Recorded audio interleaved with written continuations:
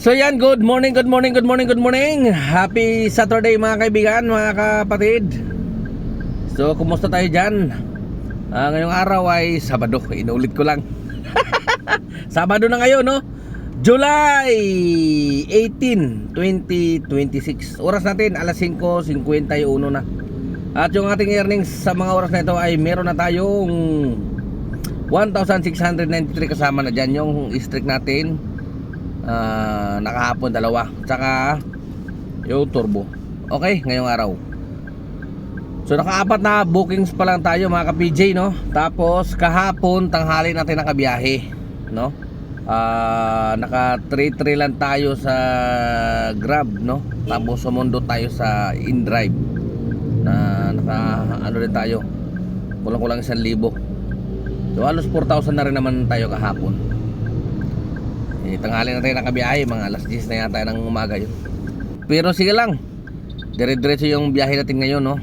Hindi tayo magpapatalo ngayon, bakbakan. Medyo tumigil lang yung booking, no? At nandito ako sa Pasay. Siguro rolling ako papuntang Makati. Kain naman ako ng almusal bago magsimula ulit.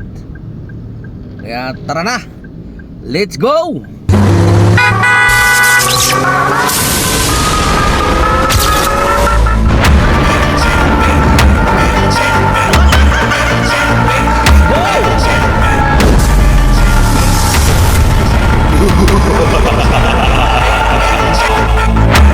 So yan, update na naman tayo mga ka-PJ, no? Oras natin ay alas 2:17 na ng hapon.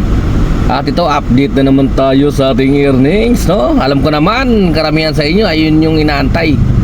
So yung earnings natin ngayon ay nasa 3,800, no? At nakalabing siyam na bookings, no? At syempre hindi lang yan, may nakuha tayo na pasahero kanina sa InDrive. Nasa 294 yata yun. So halos 4,000 na rin tayo mahigit. Okay, so alas 2 pa lang naman, makakarami pa tayo nito. At saka ito nga, may booking pa tayo nito na kukuhanin. So tara na, let's go! Pick upin naman natin to.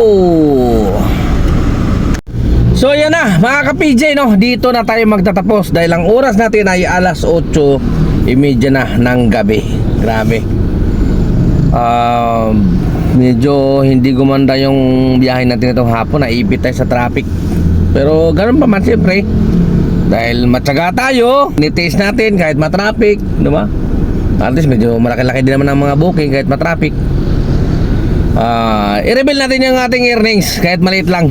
Okay, so yung ating earnings ngayong araw ay 5,308.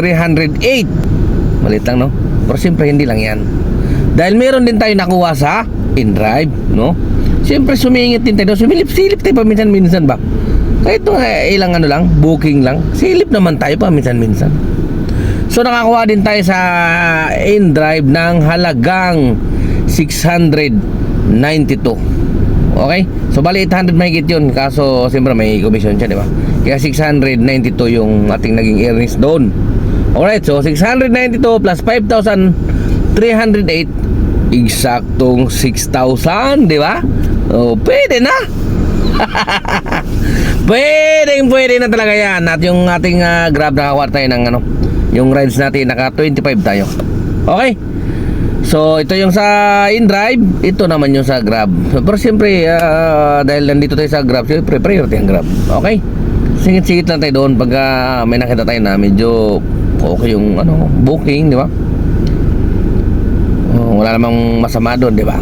Malaya nga tayo eh. Okay, so yan lang mga ka-PJ, no? Hindi na ako magtatagal dahil siyempre alam ko naman yun lang inaabangan nyo palagi. So dito na lang ako magpapaalam. Maraming salamat muli sa patuloy na pagsubaybay. Ka-PJ nyo, temporary signing off. Ingat mga ka-PJ. Tsaga lang, tsaga. Adios.